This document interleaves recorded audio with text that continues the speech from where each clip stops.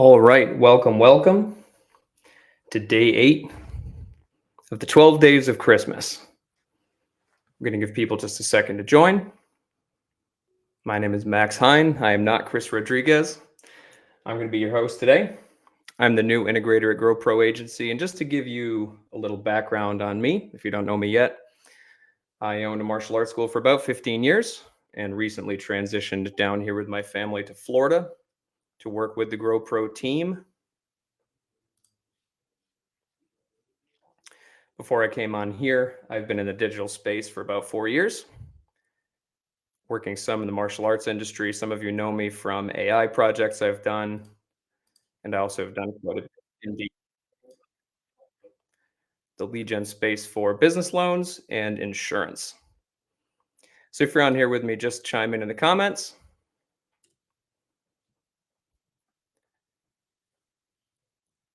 And I will be taking questions throughout.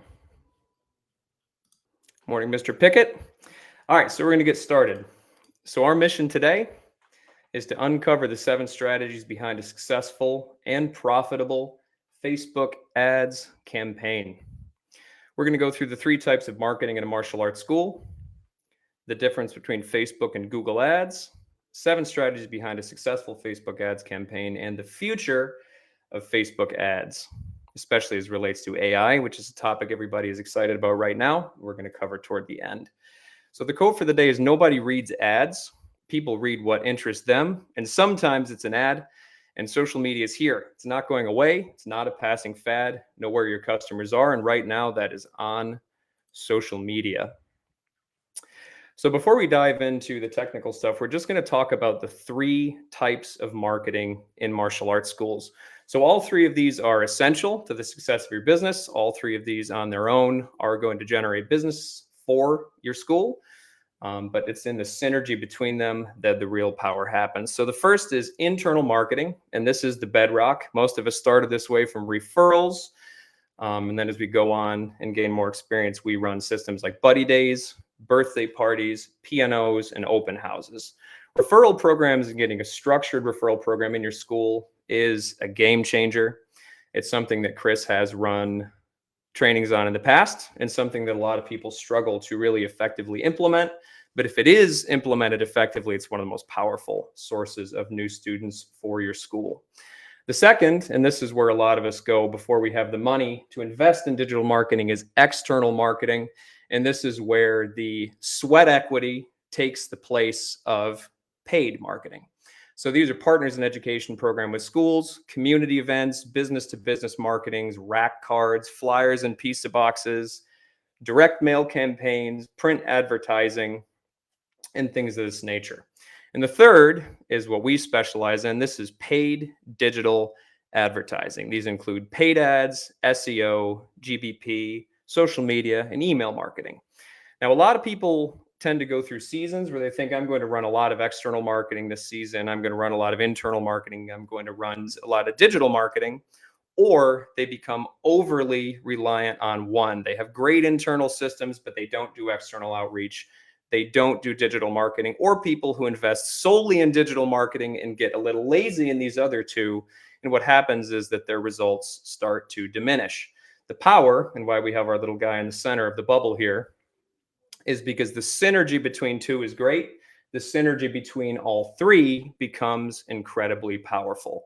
And what you'll see from a practical perspective is you will see students who come in for a birthday party. You see them again at your school. Mom loses the flyer, but then she sees your ad, she opts in. Or they go to the birthday party, they get your flyer, they lose it, they search for you on Google, they see you there because of Google profile optimization, they see you because of SEO, they see you because of paid Google ads.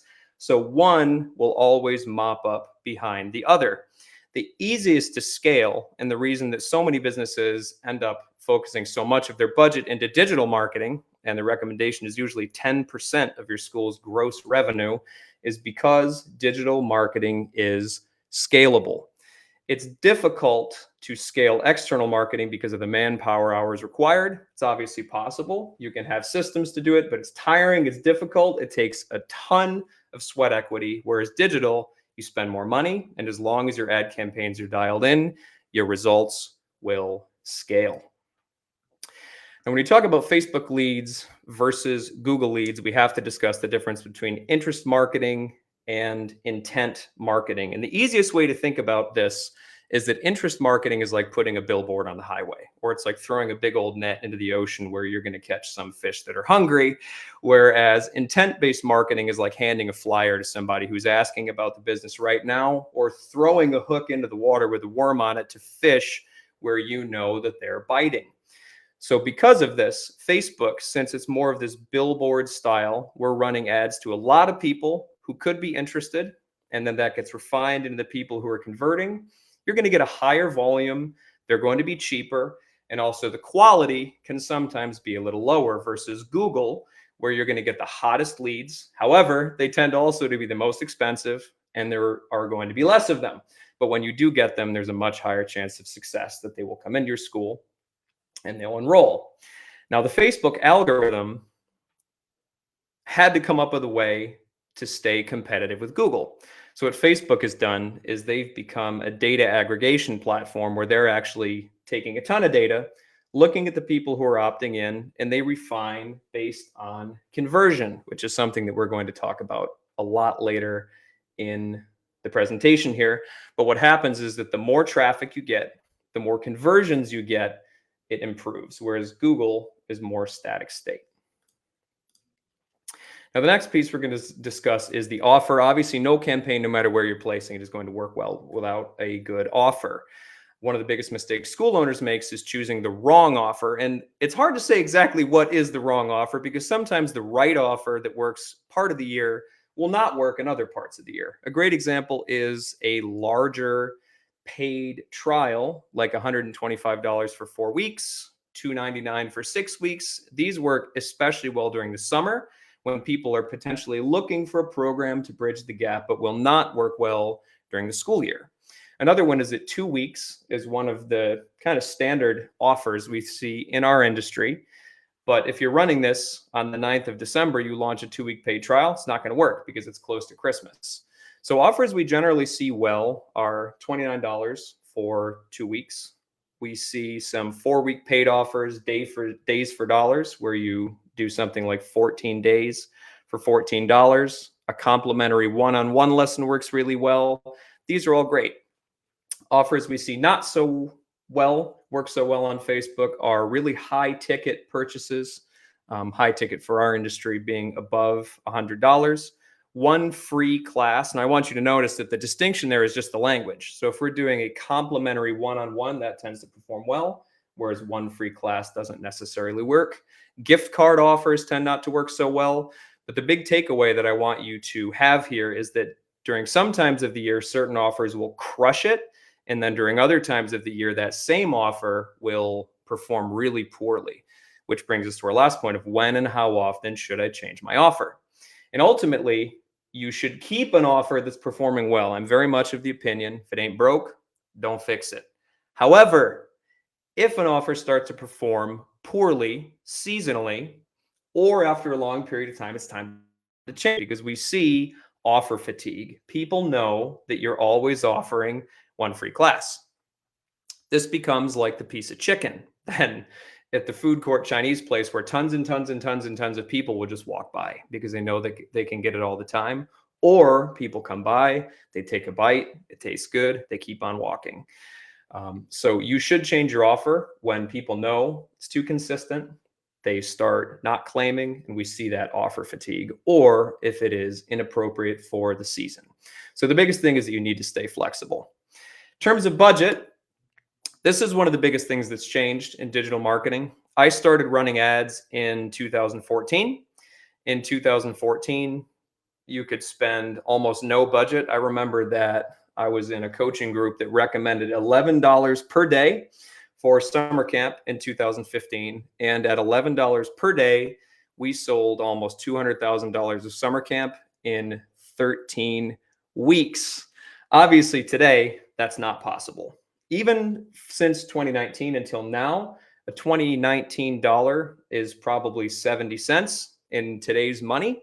So we have to think about inflation, but also digital marketing has become more and more of a proven stream for more and more businesses. The number one that is really driving what we call CPMs, the cost per thousand eyeballs on your ads, up and have made more ads more expensive is e-com.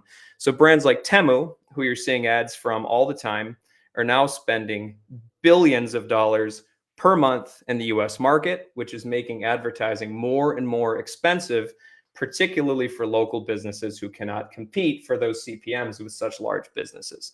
So 10 years ago, you probably could have, maybe in terms of dollars per day, as it says here, spent $3 to $5 per day. That would have been fine. 2019, $15, $16 a day. And that comes out to around $500 a month, would have been perfectly fine.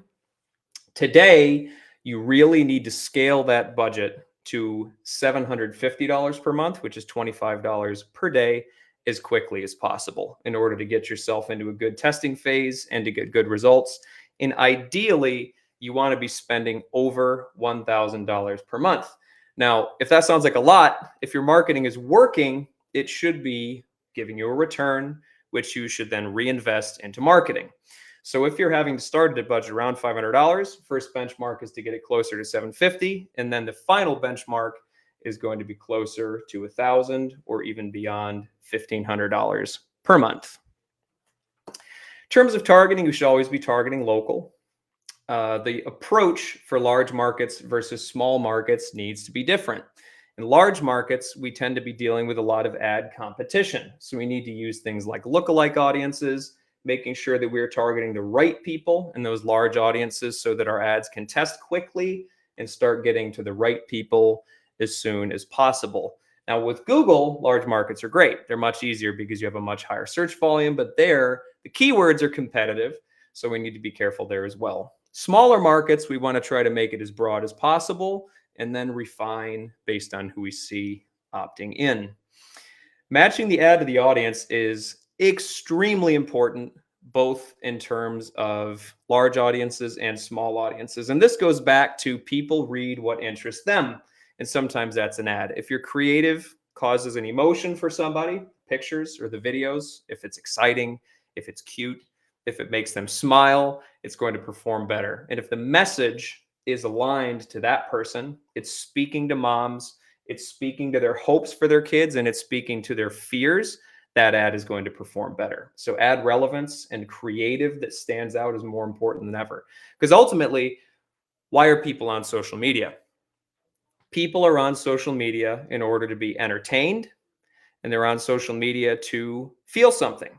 That's why they're there. So if we can give that to them, an experience that is what they're there for on the platform, it's going to perform a lot better. We think in terms of ads. Consumers of ads think about the content on their timeline.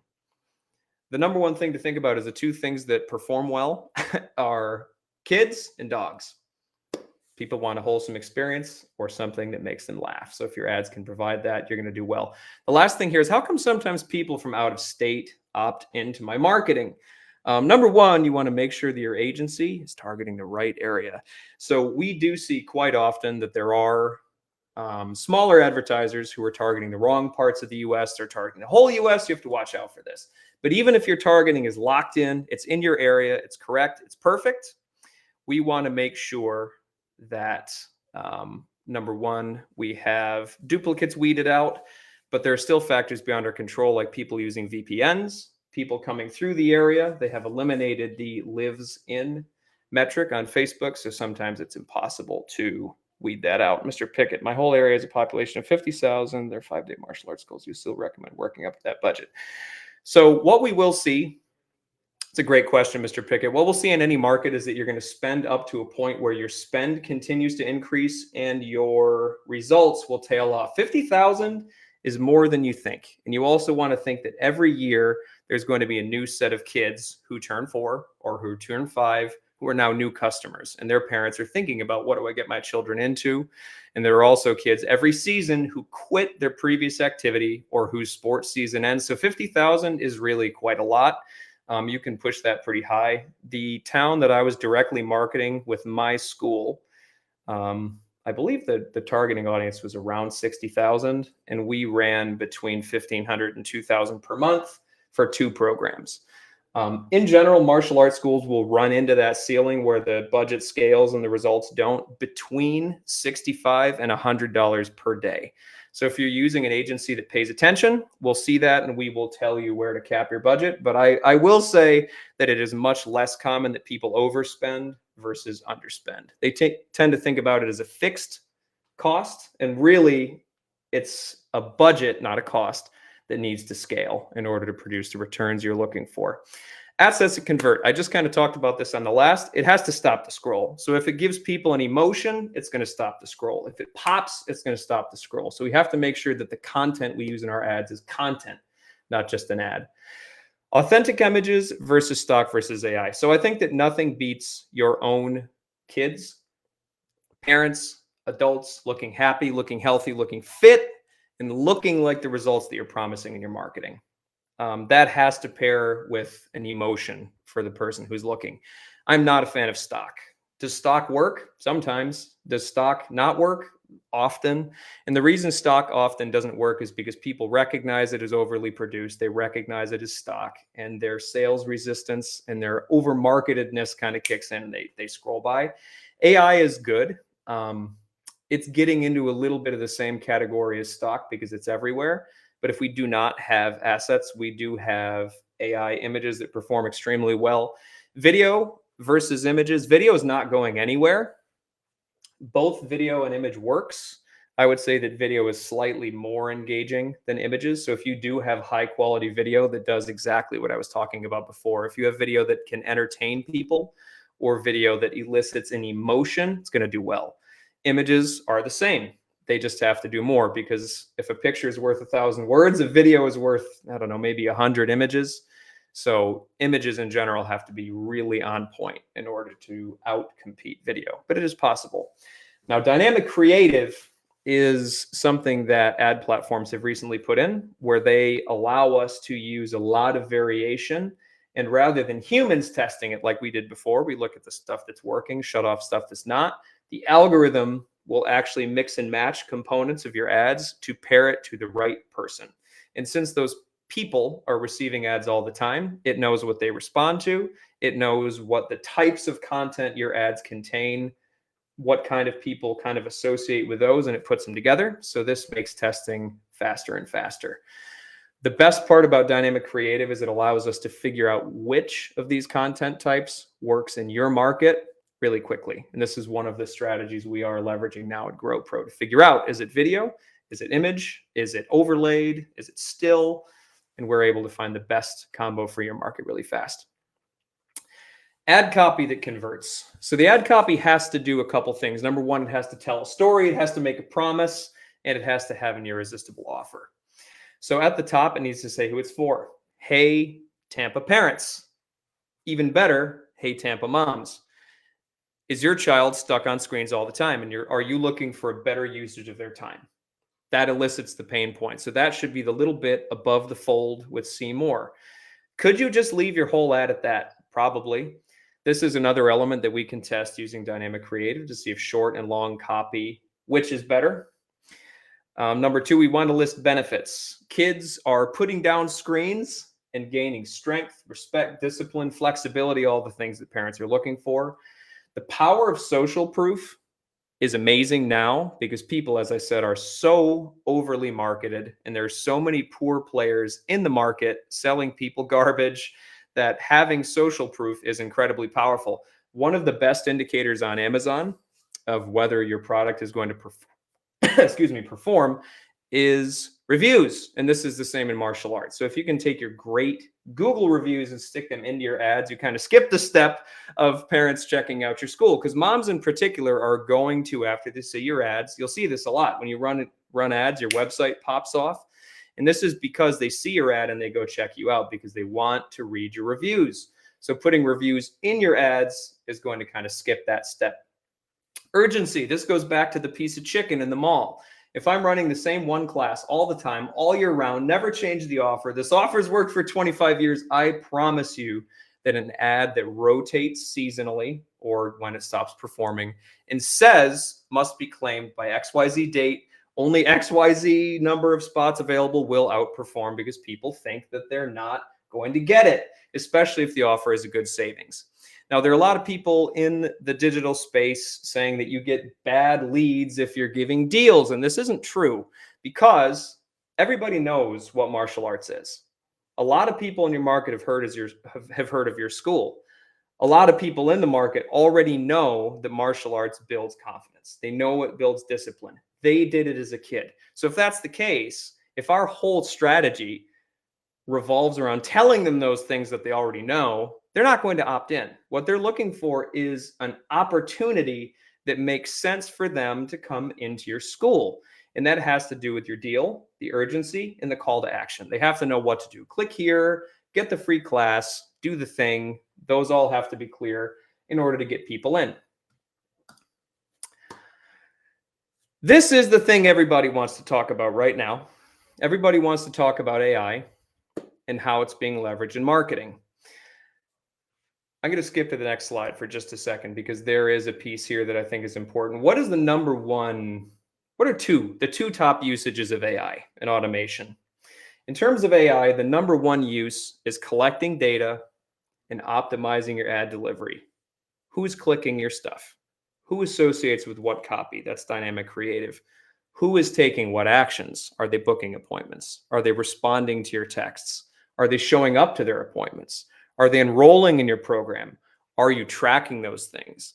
One of the biggest things that you have to look out for as an advertiser now is how are we collecting data? How are we tracking data? And how much does that data cost? How much does it cost you for someone to respond to a message from a lead? Most people don't know.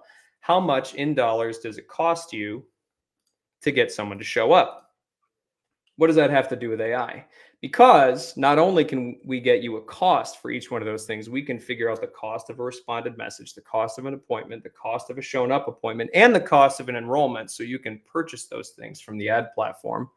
But we can also track them and then feed them back to AI, Facebook's conversions API in this case, that will optimize not for leads, but for first people who respond. If your problem is that people don't answer your messages, people who book appointments, people who show up, if you have a show up problem.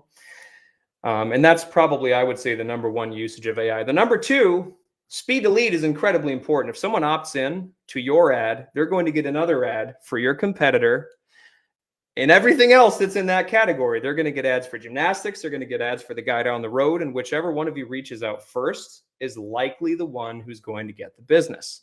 So we can leverage automation or AI in the form of chatbots to engage the prospect, answer their questions because they all want to know schedule, pricing, availability, all this stuff, and then ultimately book the appointment. Now back to here, we also have a service called Concierge because as many chatbots as there are, as good as they get, it's really hard to outperform a human being picking up the phone and having a conversation. A lot of companies are using VAs in the Philippines or Malaysia or Pakistan to call leads. Can they book appointments? Yes.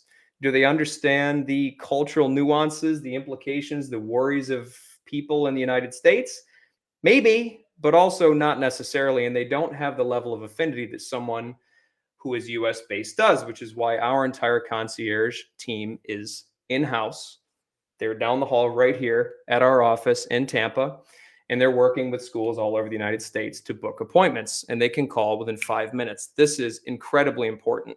So if you don't have a service like CAP, our concierge agent program, if you don't have an AI autoresponder, you have to make sure that your team has time blocks to call leads, and that as soon as that notification comes in, they jump on it immediately, because if they do not, you will miss the opportunity. This is the number one thing we see as marketers where people say the leads are poor quality. I will almost always assume that it's not the leads, it's the speed to lead, which ultimately comes down to the systems you build in your business to make sure that your staff are calling quickly. If you can't build that in, or it's just you, or there's a time restraint, that you use something like AI or a program like our concierge agent program, or both. So we can use CAP and AI, which is a killer combination. Also, if you want to take advantage of this as much as possible, you want to use the phone script that Cris dropped on day 2, which I know is incredibly powerful. And Cris had a multi-7-figure gym. and she tested it there. Shelly, I can't wait to have our concierge online. We can't either. It's going to be awesome. All right, the future of Facebook ads. So the future of ads in general is that more and more AI is going to get worked in. And this feels like, maybe from the perspective of an owner, things are going to get less personal, more techie, more dystopian, kind of 1987 Orwell, whichever book that was, kind of more dystopian. But what's really going to happen is that as we see more AI integration in ad platforms, the ad relevance is actually going to improve. So rather than just being blasted with irrelevant ads, which is to a degree what happens now, people's ad experience, from the copy to the creatives to what types of ads they're seeing, are going to be curated more and more by the ads platforms. And for agencies or marketers or businesses that are able to take advantage of this, it's going to be better and better because it'll seem less intrusive, but it'll be more relevant, more effective. The other thing is that short form video content is just not going anywhere. Short form is improving in terms of penetration. More and more people across age ranges. TikTok really showed people the power of Reels. And now YouTube, Facebook, every conceivable platform is pushing toward short form. So if you can produce short form content for your school that provides value to parents, answers questions, gives strategies on how to do XYZ with children. If your child is struggling, share your expertise. That content is going to be powerful. Or provide content that is entertaining. A couple things that's going to do. Number one, it's going to build your audience. It's going to build your reputation as an expert. It's going to build sort of the power of your brand and your market. And if they're used to seeing your videos, it'll be less intrusive when they see your videos in an ad. So if you want to take advantage of how we are leveraging AI, our concierge program, or just take your ads to the next level through all the testing mechanisms that I mentioned before, because we are implementing all of these. We're working with 500 school owners around the country. You can go to growproagency.com/survey, fill out the survey, get a free marketing audit with one of our reps, Tony. So even if you decide not to go with our services, he can give you a lot of pieces that might be missing from your marketing approach overall, help you develop a better strategy, and get you moving in the right direction to thrive in 2025. Everybody knows that over the past year, leads have gotten more expensive. Quality across ad platforms has trended downward. It is difficult to get people into your school. The economy has been hard, but we've been working incredibly hard over the past 12 months. And we're working incredibly hard to look forward for the next 12 months to help our industry move ahead and be successful in 2025. So if you would like to sort of see how you can leverage that, either through our services or just by building better systems in your school, go to growproagency.com/survey, fill it out, book an appointment with Tony, and he will help you out with your school. And for everybody who is on the live with me today, we are giving away a copy of Chris's book, The Best Known Dojo. I got a copy of this book quite a while ago. It was packed with knowledge. Just like these webinars with Cris, she's giving away an unbelievable amount of knowledge every day. Cris is a huge giver. This book is great. It contains a lot of really timeless approaches that you can use in your school, especially in terms of referral systems, external marketing systems, and just kind of ways to level up your day-to-day operations to bring in more students. So if you're interested, just email ocean@growproagency.com. And in that email, just provide your full name, the address to send it to you, and we will send this book to you 100% free. This is not one of these scams where they say, just pay shipping. This is a true giveaway. So if you have any questions, drop them here last minute in the comments.